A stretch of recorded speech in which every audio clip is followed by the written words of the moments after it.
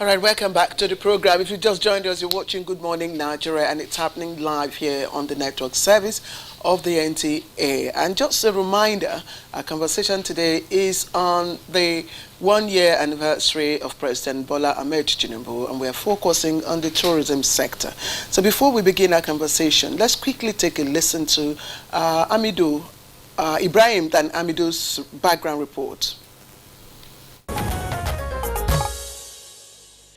Nigeria welcomed its first international tourists in 1472 when Portuguese merchants visited Lagos seeking trade opportunities. Historical records also show trans-Saharan and caravan movements. Since then, the tourism industry has experienced significant growth. Over 5.5 centuries later, Nigeria's tourism industry continues to attract investors worldwide. The federal government's tourism policy aims to boost foreign exchange earnings, promote balanced regional development, support rural entrepreneurship, create job opportunities, and facilitate cultural exchange and integration between rural and urban areas, thereby promoting economic growth and social cohesion. Since assuming office 1 year ago, President Tinubu has made notable strides in the Ministry of Tourism, with a vision to promote Nigeria as a premier tourist destination globally.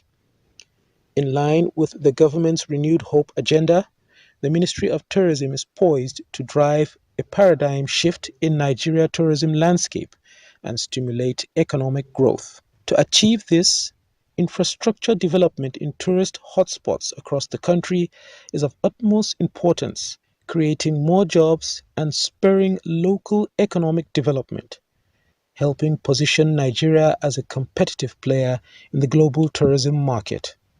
However, Nigeria's tourism industry faces unique challenges, not due to a scarcity of attractive tourist destinations or rich cultural heritage, but rather because of obstacles such as underdeveloped infrastructure, insecurity, inadequate funding, corruption, and effective implementation of policies and plans. With the Destination Nigeria campaign, guests on Good Morning Nigeria will discuss Nigeria's tourism development schematic plan, aiming to increase visitor arrivals, contribute to the GDP, and display Nigeria's beauty to the world. Thank you, Ibrahim Dan Hamidu, for that backgrounder. And we have in the studio already joining us for the conversation our guest for today. We're speaking on the tourism sector. And the first guest that we have is the Honorable Minister of Tourism, Lola Adejon. You're welcome to Good Morning Nigeria. Thank you. Good morning. Good morning. Good. Good morning. Also in the studio is Lucky Honoriode George, Executive Director, African Travel Commission, ATC. You're welcome to Good Morning Nigeria. Good morning. Nice to have me. All right. All right, and we also have with us here in the studio Professor Wasiu Babalola, who is Tourism and Hospitality Management at Tiva University, Oyo, in Oyo State. It's a pleasure to have you with us this morning. Good morning, Ekaro. Ekaro. Ekaro, I remember that. You're welcome. All right. So, okay, let's kick start with the Honorable Minister. Let's look at the tourism sector in the last 1 year. Where are we? Okay. Thank you. We actually started on the 21st of August. That was when we were inaugurated, and I think a week later they assigned the ministries to us. So the Ministry of Tourism was brand new in that in the past tourism was embedded in another ministry, and we've had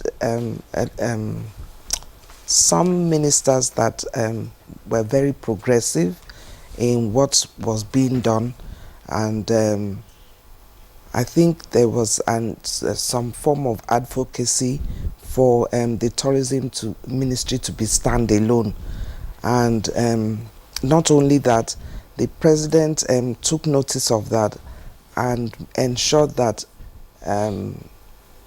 amongst his ministers, there was gender equality, gave the opportunity to women to also feature in his cabinet.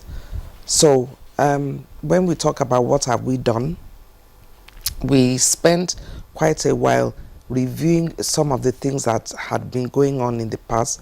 We are aware that the tourism policy was established in 2005, between 2005 and 2007 in the previous administration, but has not been updated.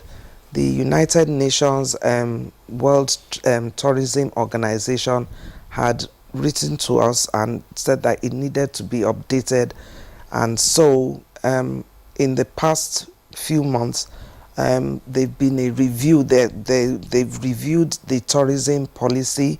I think the first draft will be on my table today or tomorrow, and from there we will see the gaps in the policy and also come up with a committee to we will announce what the gaps are, and then we will put together a committee to make recommendations for the policy. Not only that, we used to have a presidential tourism council. That is the highest body for tourism related matters. We've discussed it with Mr. President, and we're waiting for that council to be inaugurated. We've spent some time, not much, because we have to be in the office. We've gone to some of the tourist assets, and we are aware that our tourism assets are a bit moribund. I won't say a bit, I think I'm being generous with the term. They are moribund, and we've gone to a few, and I'm pleased to announce that some states in Nigeria are taking tourism seriously. The governor of some of the states, are making use of their assets, and they brought investors to build up their tourism assets. They've been, in the past year, there's been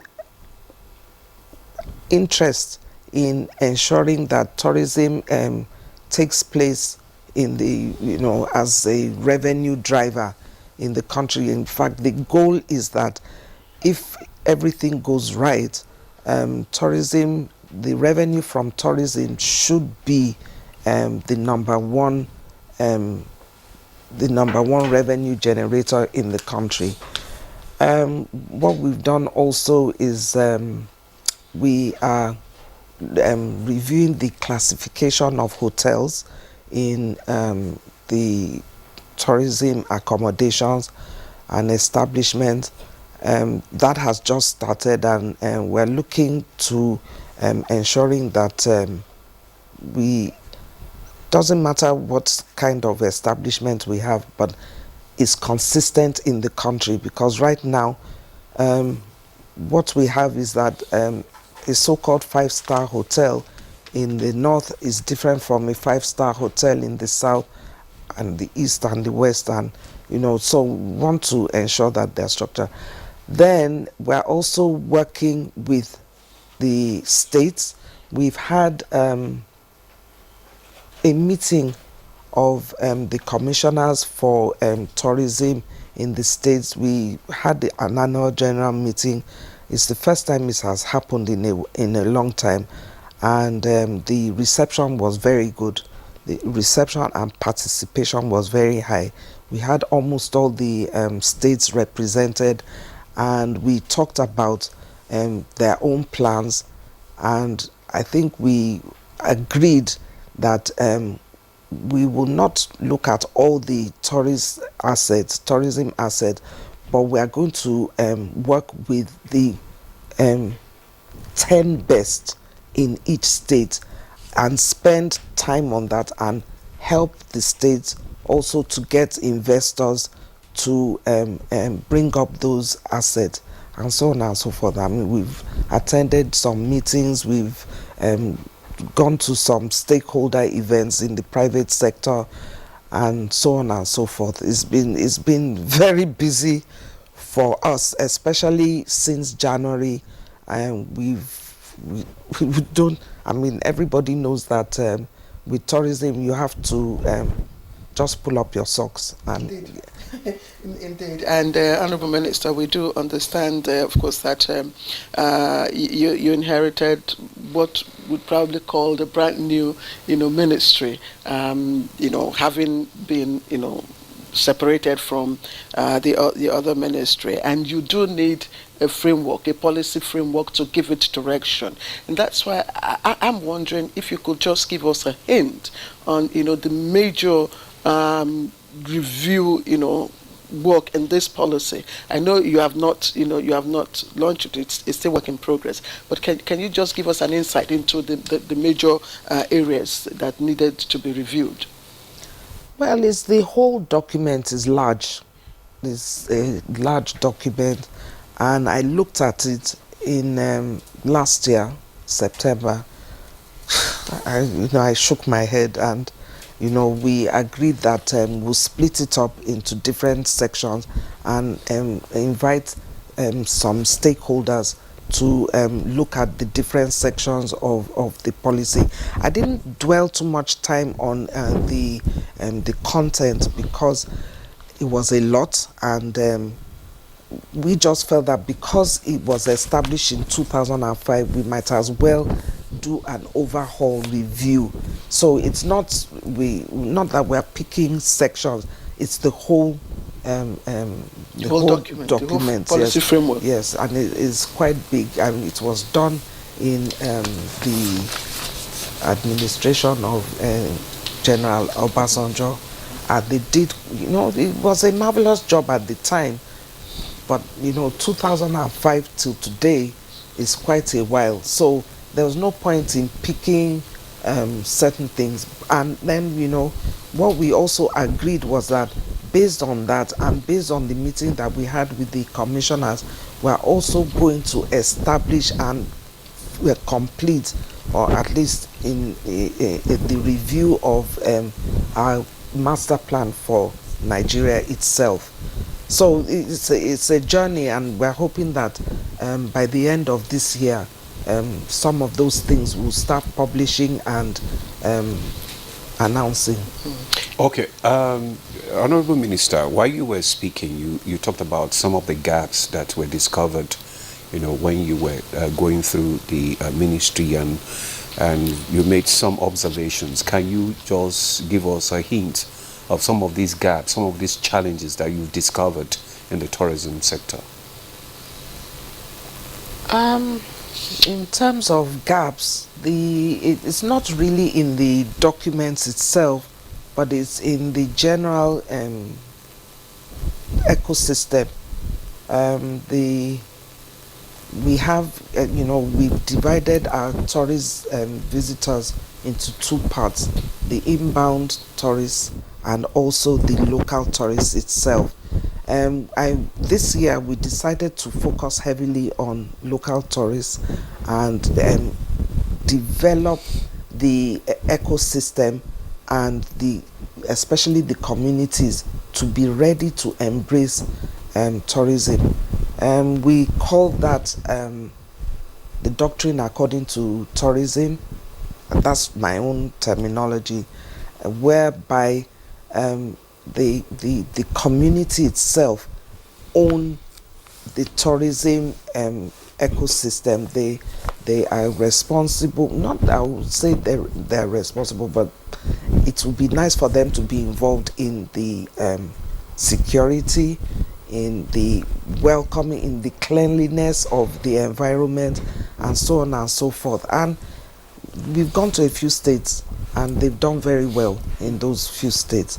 For inbound tourists, it's another kettle of fish, and there are more stakeholders that are involved in inbound tourism.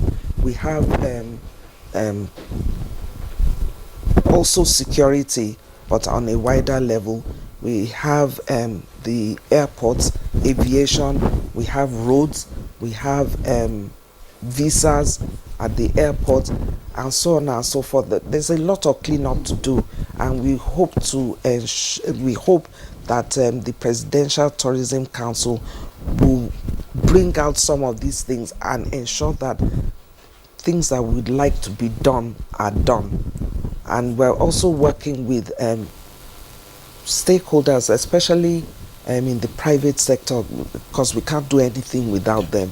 They come up with the suggestions, and we're hoping that they'll be members of the Tourism Council. It's not I think Mr. President doesn't want to have big crowds, so we're working and seeing how we can manage the numbers, because everybody wants to have a say. And yeah, that's all right, Honorable Mr. Before we expand the conversation, and I just would like you, for emphasis sake, and because we are looking at the different ministries in 1 year under the president here, can you enumerate by data or metrics of the increases that you have achieved so far, what you have been able to do within your sector? Can you just enumerate for us? You have told us about your working, of course, the 10 best tourism assets that you want to work with in each state. So, in terms of metrics, we were given, every ministry was giving KPIs, and it's a good job that we had the KPIs. Otherwise, we won't be focused on what we are doing. We tend to go on tangents, and we have all sorts of people coming to bring proposals and what have you. But in terms of the numbers, we are supposed to ensure that Nigeria is sold, in the most and best positive light to the rest of the world. We are supposed to engage, and for that, I wouldn't say that we haven't done anything. The groundwork is, in progress, especially in 3 months. We are positioning our website, the internet, so that we have virtual tourism itself. And so that is also important, because we want to expand our tourists, especially in diaspora. We want to ensure that we are engaging our communities and getting the communities involved in the line to increase employment. When we go to the communities, when tourists go, we want to buy some basic things. We want to buy some gifts, some souvenirs and things like that. So in that part, I would say that we've done quite well. I would say that about 20% is not much, but in the very short time, I think we made significant inroads into that area, and it's being welcomed.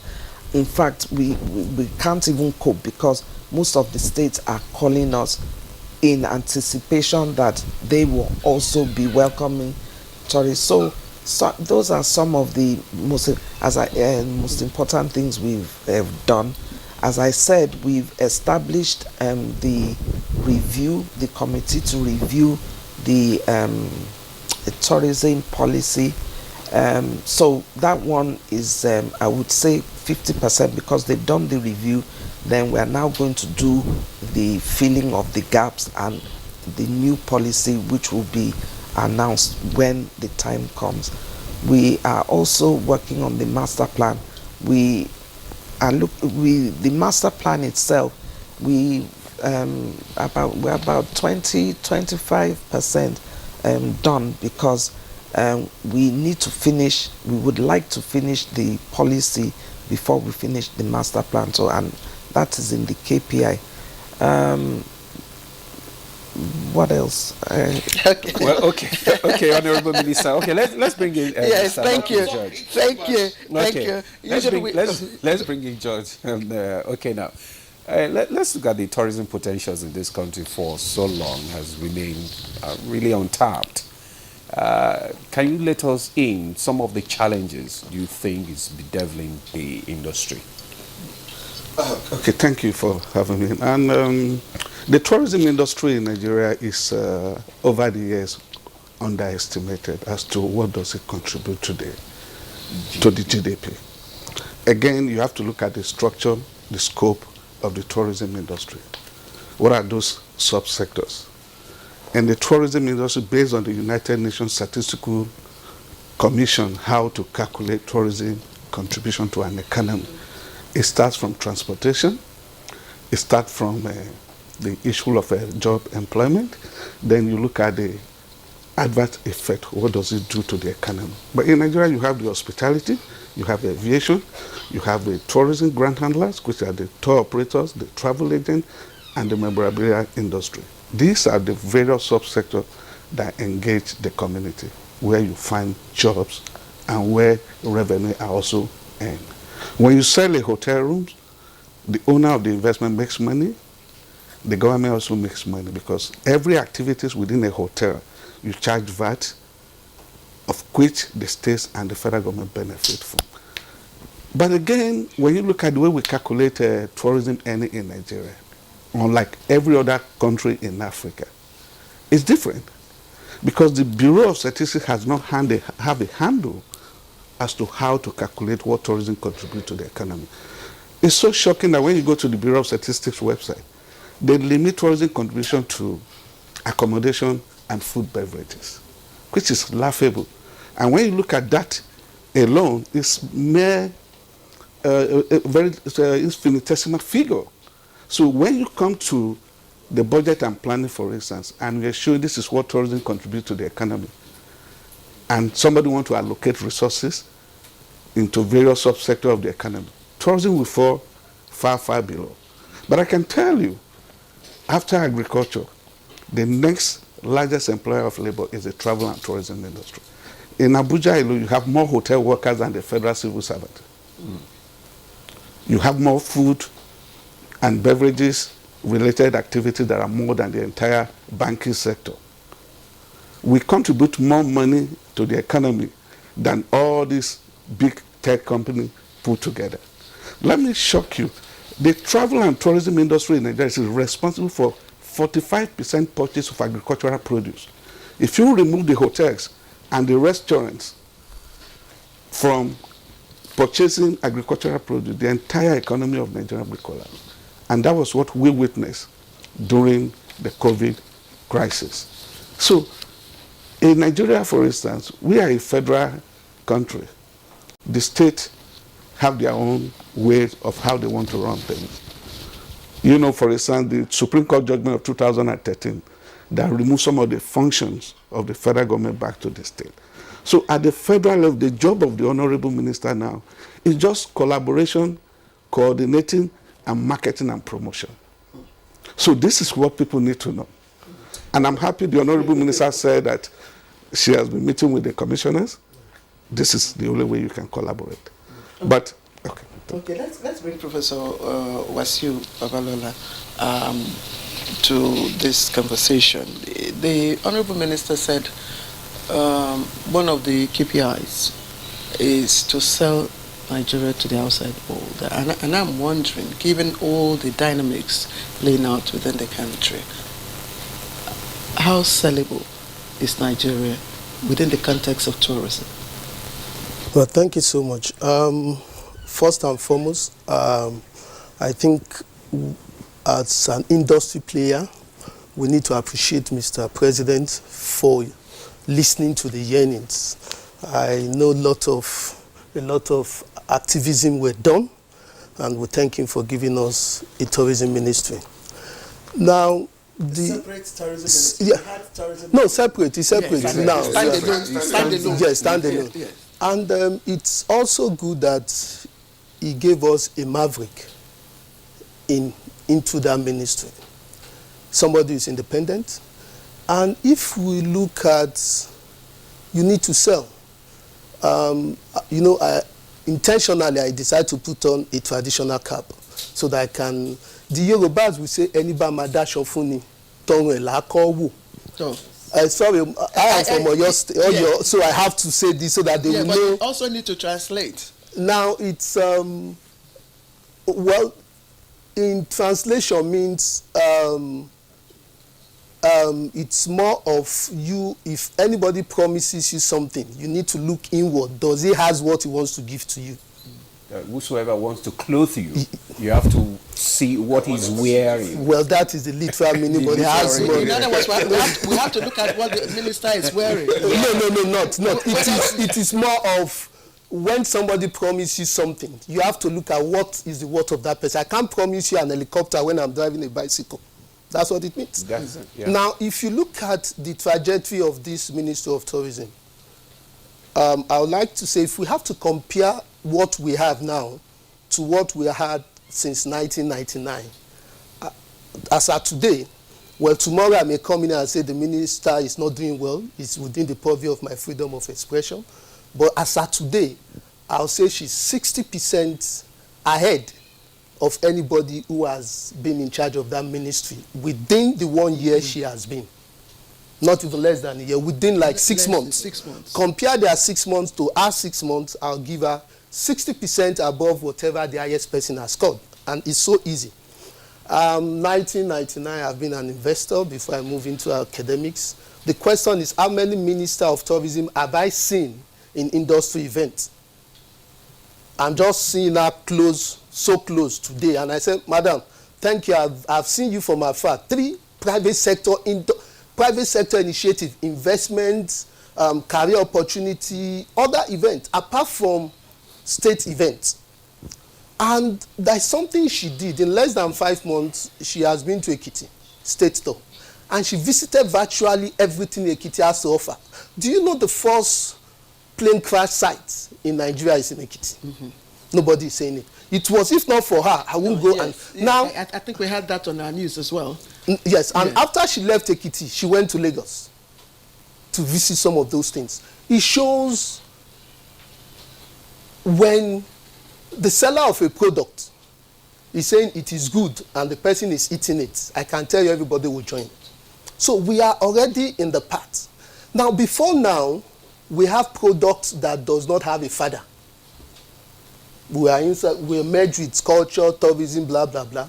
Now we're on our own. But you see, creating us on our own, we need to be careful. There is now a challenge that has been created for us. Creative industry and arts. Those are tourism product, part of tourism product to sell. So the next challenge for those 2 units is to learn to collaborate. It's good we have 2. So we are going to be using 2 budgets to sell. The arts, those are the products we sell. Now, I'll just give you a good example.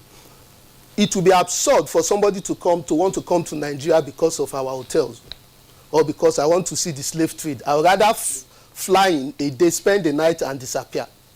But we need to have the festivals. So I can come, stay in the hotel, visit a site. The next day, I'm having festival of Asun in Ondo. And I say, look, Ondo is not far from Ekiti. Let me go and visit the first site.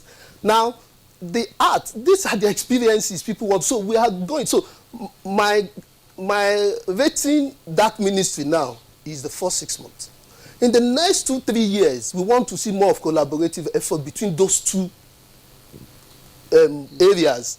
You know, I'm sorry to interrupt, and I didn't mean to do that, but because you talked about festivals, you know, people going from Ekiti to Ondo to look at the Ikogosi spring or even to Budukatu Ranch, and these are sites, historical sites that people are no longer talking about. I mean, it used to be, Obudu, for instance, used to be a beehive of art. People will go there. You go to Argungu, you talk about Argungu Fishing Festival, is still on. But what are we selling really in terms of tourism?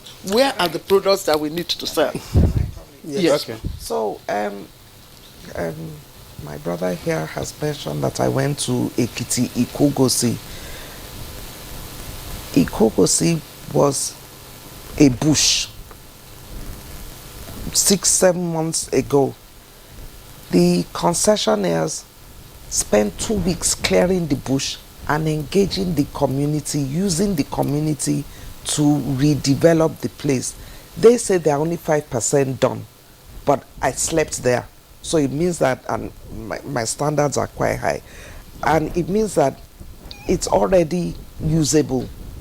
I went to Obudu. We didn't announce that in the media. And they are also working. I slept there. The plan is to bring it up. The president is very, very keen on that place being in full use as a retreat, and it is one of the most beautiful places I've ever been to. And it's such a shame that it was left to decay, but and there are already concessionaires working on that. I didn't want to announce it, but that's what is happening. It's also coming up. And so many other tourism, even in Lagos, in Badagry, the point of no return, the governor committed to ensuring that the point of no return is there's a building that is going to be brought up. Because and then I think there's also a point of no return in Akwa Ibom. Exactly, Akwa Ibom. I have to go and see the place, and so on and so forth. And what has happened is that even though there are some controversies about the coastal road, it's opening up, or it's going to make it easier for the tourism industry to actually spread out from Lagos to other parts of Nigeria up to Calabar. And for me, I am excited in that, like for instance, I went to La Campagne Tropicana, and the beach and all that. Do you know that it is 40 minutes on the beach from La Campagne to Alaromi in Ondo? And that is untapped beach. Then not to talk about untapped beach also in Akwa Ibom. So, there's just so many things that can happen. And we're hoping that, we have these products to be able to sell. And part of what we're trying to do is working with the business community to ensure that we have investors that will not only put their money in, but also manage and take care of those assets, and they will transcend administration. So it's no longer government things, it is also privately driven, private investor driven. Sorry. Okay. Yes, I know you want to add to. Because the tourism industry is a very competitive one. From the African perspective, and what we have done, we're into research, marketing, and advocacy. Nigeria ranked number 9 in West Africa in terms of tourism industry activities. Nigeria is not a volume destination. It's not a leisure destination. Nigeria is a business destination. So we must separate all this. So you are but that was also why, the KPI was given to her. Yeah, but we have the potential. So blow it up. Now, what attracts leisure travelers? The volumes. You need to study and look at the facilities. What drives such market? We don't have that here because volume of people go to a beach resort, places like the Gambia, Senegal, Seychelles, Mombasa in Kenya, when you have thousands of people coming to the beach. They stay 1 week in the beach environment. They go out maybe once or twice to the hinterland to visit other attractions. We don't have that kind of industry. What we have is a mere business environment. Okay. So therefore, our inbound tourists will be very, very little. How do we begin to turn that tide? Yeah, just in line with this question, I want to understand what you mean by business. We're just because I ask this because we have festivals also. I mentioned Argungu. Yeah. There's the Dambe, festival. These are the Oshobo. These are things that are recurring. Now, what drives the leisure industry, the big number, is a major event that spread across days. I was the former director of media and tourism at Abuja Carnival Secretariat. So I can tell you, Abuja Carnival would have been the game changer. And Calabar Carnival as well. Yeah, but you see the problem with Calabar Carnival is the event happens in a very difficult period of the year. Okay, December. December, where most people would prefer to spend time with family Okay. and other engagement. So therefore, Calabar Carnival over the years, I was there from day one, is being sustained by the local market because the Nigerians do not have alternative place to visit. But what has happened over the years is also a major problem. I don't want to go into the historical perspective, but I can tell you as a former consultant to Africa, we managed the first two major destinations in Cross River State. We were managing Obudu. We changed the name from Obudu Cattle to Obudu Resort. And we were also managing the Lakeside Resort in Tinapa. So all these activities were deliberate by the state to boost local influx rather than the international influx. So what do we do now? Because he asked that question. We must. What We are do mindful we of the do? time. Yeah. Yes. So I think one thing we need to do now is what we're doing now. We need to test. You don't go to the international market where you've not tasted the quality of what you have. And that's why we're having community engagement. And this is working. Idere Hill in Ibadan, Ibarapa local government, was rated among the top 10 most visited in Nigeria 2023. It wasn't in existence because the community were involved. Now, those sites will be sustainable. And that is what the international market wants to listen to. If I come in January, will it still be the same in November? And I think we're getting it right. We don't have to be at a rush to go to the international market. To me, I don't think and I think I love the policy that the government are doing. Let's do community engagement. Let's standardize what we have. Each state, give us 10 of your best tourism assets. Let's stabilize. The fact that we're over 60 years as a nation does not mean we will be right at every point. One thing of you getting it right to admit we're at fault. Let's start. before I stop, let me also let you know that Nigeria is one of the most expensive destinations.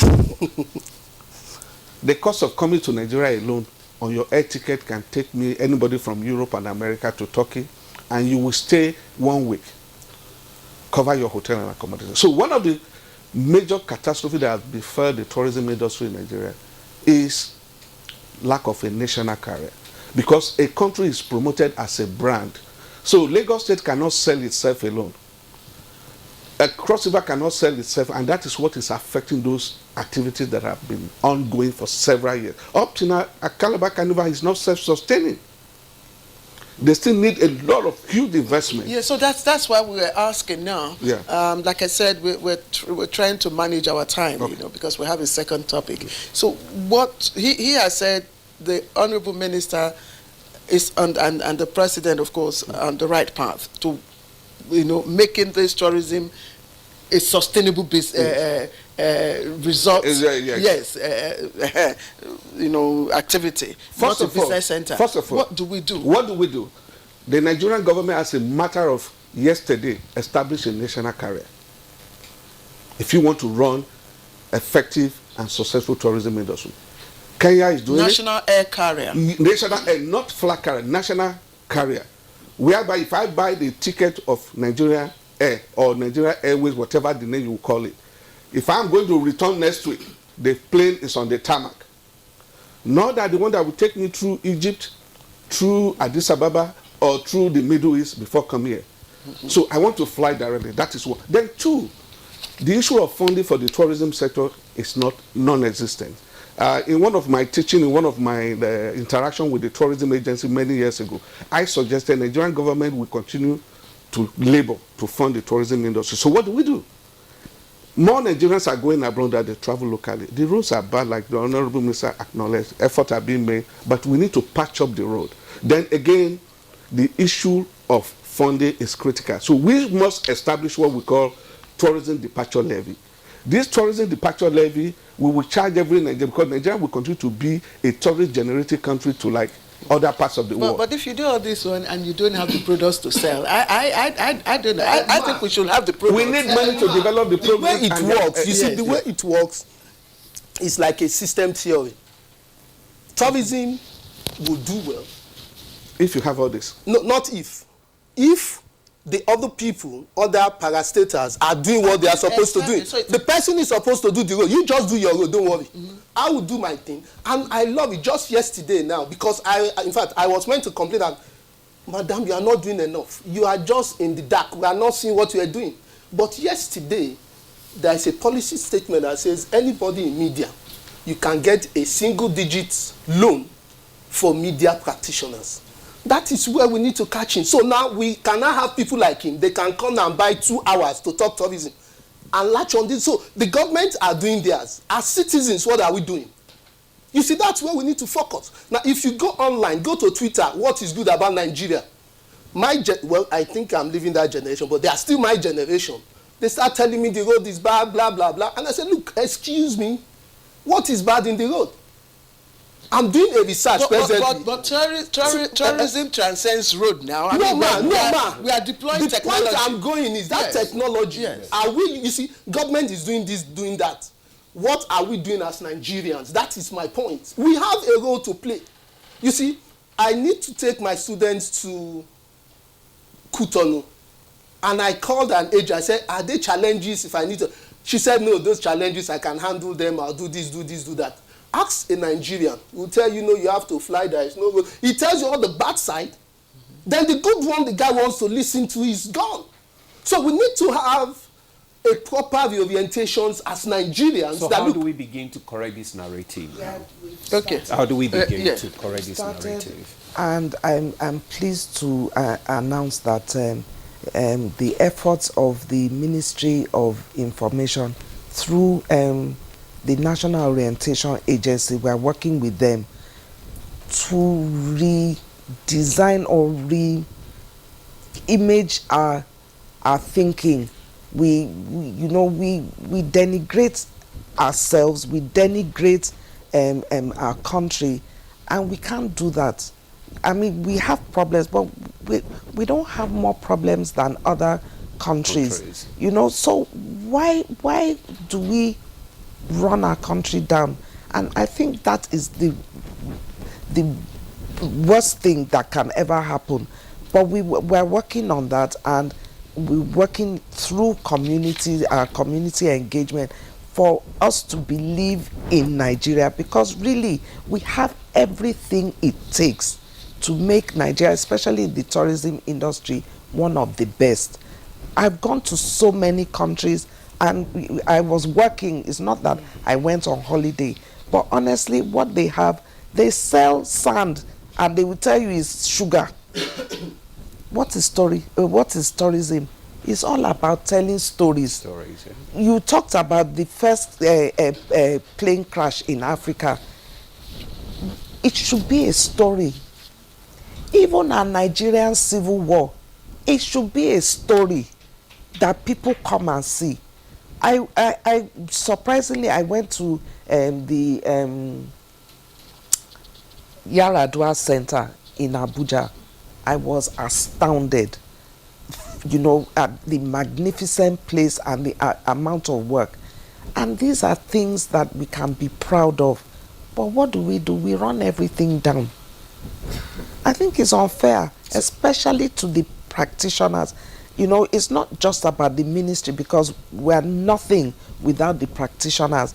We just rubbish all their work, and, you know, we put them aside. And there are so many, you know, so many very highly placed practitioners, and they work like him. They work outside of the country. Why? Because we don't appreciate them, we are not working with them, etc., etc. So there's just so much that we can do, and, you know, I don't know where to start. Okay, Judge, Mr. Judge. No, I want to challenge the Honorable Minister. No, please don't challenge. No, when I say I'm challenging, I want to say, no. Madam, take a road trip from Lagos to Lokoja, or from Abuja to Lokoja. So when you come back, you will be able to talk to your colleague, who is the Minister of Roads and Works. And please, Honorable Minister, I traveled from Lokoja here. It's a nightmare. It's not just because for foreigners alone. We need the road to be patched up for the convenience of our people. The accident on the road is not very good. I'm doing my thesis at the University of Nigeria, Nsukka. My PhD in mass comm. I'm sure. And I travel by road. Yes. So what we are saying, the roads are, because we as the face of the Nigerian people, as a journalist myself, I want to be seen as fair as also speaking the minds of Nigeria. We appreciate the new project which will open up the coastal area, but the other roads within the country must also be patched up. They are in a terrible situation. Let me bring You're them. talking Let me about bring them. infrastructure. Yes. Infrastructure. So when development. the Honourable Minister will be able to tell his colleague, please, Honourable Minister, if you've not heard from this area needs immediate attention. So that must be done. Okay. Because when you don't have road, the tourists cannot travel locally or even international. Honourable Minister, you spoke about your collaboration with the local communities now, because one of the major challenges, besides the roads, is the issue of security. How are you beginning to, collaborate with them to ensure that, when people, the stories that, people hear over there is that Nigeria is at war, there's no peace and all that. So how do we begin to change the narrative? Now, working with these local communities to ensure that there is security when people come to visit Nigeria, especially all these tourist sites and all that. In the past, even in the cities, everybody knew everybody. Yeah. Everybody knew. If you were a visitor to that place, somebody will walk up to you and say, how are you? You are new in this place. That is not so prevalent now. But in terms of security, as we're talking about security, when we go to communities, if you're a visitor to that community, you will stand out. And people will gang up and ensure that if you are not here for the right reasons, you'll be uncomfortable. And that is how we improve on our security. It sounds simplistic, but that's the truth. We need to work together. We can't be turning our face away and minding our own business. No, it doesn't work like that anymore. It doesn't. And so that is what we're bringing to the fore with the security itself. And the truth is that if people are engaged and they have a reason to believe that if they keep their communities safe, there's employment, indirect employment, trading and all that, small trading, they have something worth fighting for. Right now, our hands are in the air. We don't have job. But the work is actually in the community. It's not really in the cities. The white-collar jobs are so, they're unreliable. You can be chucked out any time. But in the community, the work can be there. If, we create an environment where people come to the communities, and that we're working on that. Okay. Let me also ask, because some of these very captivating historical sites are within states, and they are within the jurisdiction of state government. And you know that tourism is really an area of priority, for state executive governors. And I'm just wondering, how are you able to convince them, to key into these? Don't need to convince them. They already know. The time is now, and they are already engaged. We are being invited to almost every state. Do you know that Yobe, when they were talking about tourism, I said, what's in Yobe? They said they have desert safari. Desert safari.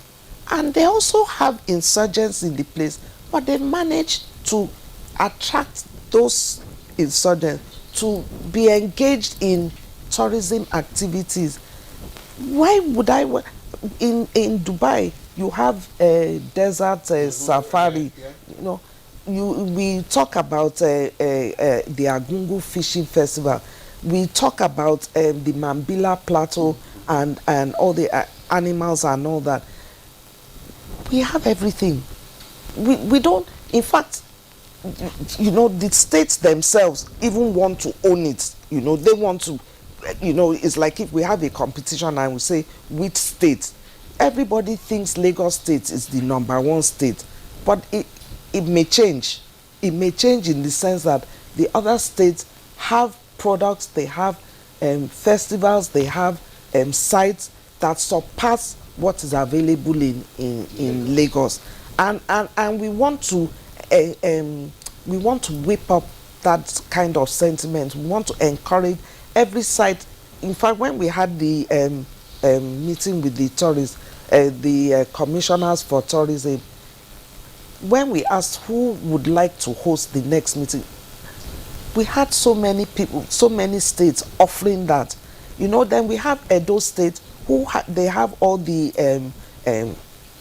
cultural artifacts and so on and so forth. There's just everybody knows now that the money is going to be made from tourism. This seems to be a new reawakening, because yes, it hasn't been like this. It is, and I really thank the president for that, because he had even said, the truth is that yes, there's no money and everything, we are going to squeeze water from the stone, and everybody's putting on their thinking caps. So you are challenging everybody to bring out the best in everybody, and that's what we're doing. Okay, challenging everybody to bring out the best in everybody. Prof, you were talking about employing technology now to promote tourism. How can we achieve that? Thank you so much. I took my students on a road trip from Oyo about 2 weekends ago, and I told them we're going to take the old road, and I was telling them story along the line, where it's close to this, went to Oshun, we took Oshobo, we stayed at Oshobo a night, we went to Idonre. And when we got back, I said, guys, how much did you pay for this trip? The school, I told the school, you are not going to spend a dime. The students should come out. So we did a course before we went. We returned and they said, Oga, I think by doing summer, I'm going to having some of my friends to visit, and I'm going to charge them at least so amount. I was like, wow, why will you charge? I need to make money. I didn't know I can make money this way. Now you can see it has to be participatory. And these guys uses technology more than we generations. And before we returned back, I started seeing my face on TikTok, blah, blah, blah. This is my professor on top of Idori, that we conquered Idori. Just look at that word. We conquered Idori. Will you join me to conquer? You can see they are very creative and they have this energy. So I think that's what we need to do. And the ministry, and thank you for asking me that question, because I've been looking at an opportunity to. Now the ministry has 2 parastatals, NAHOTOL and NTDA. It used to be NTDC. I have issues with NTDC. It's not for this forum. We're going to at least discuss that. But the question pertains to NAHOTOL. Well, I've said it. I was in Abuja last year at a conference. Some of the directors are there. I told them, look, guys, what you are doing, you are not helping the ministry. The policy nowadays, government is not meant to compete with the private sector. You should give us policy. You should be the guidance. You should be the one ensuring that there is quality. Not when you are a player. You will not be able to control yourself. Now, NAHOTOL has a law that allows it to regulate the soft skills, the little skills within the sector. Do you know, sometimes I'll be looking for waiters. I'll be seeing a BSc holder in chemistry, chemical engineering. And when these foreigners come, they say you don't have standards. I studied hotel and catering, and every week I will stand for nothing less than 8 hours times 4, 32 hours. So I've been trained to have the culture that I'm a waiter. So I can stand 12 hours. It's part of the job. Compared to somebody who studied accounting, he has been trained to sit, bring receipt. Now you're asking the person to come and be a waiter. That's conflict of the training you have acquired and with the job you're doing. Now, and that is where NAHOTOL's coming. You have the law to say, look, regulate. These guys are there. And I expected NAHOTOL, instead of being a player in its own industry, offering certificate, diploma, all those postgraduate industry, to call all these training institutes together. You guys that are doing cooks, you know what, this is the standard of your training, according to ILO, because I'm a member of ILO. Now, once you finish that training for 3 months, I will send my evaluators to come and evaluate all your trainers. Then you don't have to give them your certificate, or you issue your certificate. I'll put my seal to make it a national certificate, and I'll put a number to that candidate. Then I'll start promoting to the employers. If you are looking for a waiter, look for this seal. That is the person we have trained. If you're looking for cooks, look at the cooks we have. I won't say they are second to none, but they are still second somewhere. But you'll be wondering how many are foreigners that are in. You see, this thing is not peculiar to us. If you are just looking for a tiler, you would tell me that you can't get a good tiler. But this is our own industry. So Nautos would imagine if Nautos is on that path. One, we're going to crash all those satellite campuses, sell it to price-based investors. We have money. Then they are going to go on standards. Now imagine the number of training institutions we have in Nigeria that will pay for that standards. Then it makes the job of the ministry easier. That look, Nigerians, we have trained, we have certified over 50,000 workers. Then we can tell the federal government in Nigeria, in the hotel, these are the number of people working because we have the data. We have to stop you and ration the time. We allow the minister to end the conversation. Or maybe Mr. George, you just said. George, please. Honorable Minister, I will appeal to you because you'll be doing fantastically very well, like my friend said here. But the issue now is the Constitution. Your job is marketing and promotion. You must promote internally and you must also promote externally. We will not wait for the rainy day before we start marketing. The issue is we market abroad because when you go for international exhibition, most of the people that will come to your stands are Nigerians in diaspora. You have less than 30 seconds. So therefore, the Nigerian Tourism Development Authority, which is a marketing agency of the ministry, must be encouraged to do its job. As we're promoting internal travel, we must also promote external travel. Okay. Honorable Minister, talk to us about making, visa policy in relation to tourism. Yes. It came up at a recent meeting. I couldn't understand why visas to Nigeria at this time is expensive. Yes, we understand the reasons, but from a radical perspective, I think that we should go a different way, make it cheaper, allow the people to come in, and then maybe cheaper for tourists. Yes, for tourists to come in, and even for businesses. You have business people coming in. Why do we want to build deterrence? That's the way I see it. I may be simplistic in my thinking, but there's a time for everything, and the time is not now to be charging humongous. And people are very sensitive. They're quarreling about expensive airfares. Why do they want to spend so much money on visa? So we're working with the authorities on that, and that is why I didn't want to talk about inbound tourism, but we are working, and I am particularly sensitive about the visa policies. Okay, lastly, in the next 1 year, what should we expect in the tourism sector? Just give us. I think I need to put something down since it will be the next one.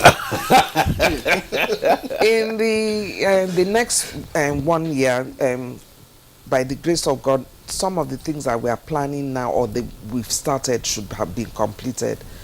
We want to ensure that we have our tourism satellite account up and running, and that requires that we have our database ready, a database of all the activities, the hotels, and to contribute to the Nigerian Bureau, National Bureau of Statistics. We will be feeding information to them, not us going to ask them for. So that will be up and running.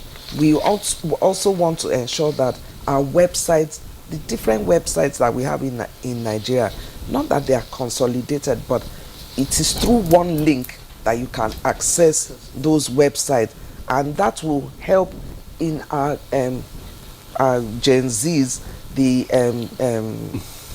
virtual reality, tourism, digital tourism. We want to really push that, at least you know, I'm just picking on a few things, but it's a lot more than that. Okay. All right, Honorable Minister of Tourism, Mrs. Lola Adi-John, we'd like to thank you very much for coming to share your achievements with us within the past less than 1 year. And we thank you very much indeed. Let me also appreciate Lucky Honorade George, who's the Executive Director, African Travel Commission, ATC. It's always a pleasure to have you. Thank you. Professor Wasiu Babalola, Tourism and Hospitality Management. I really felt your optimism in this sector.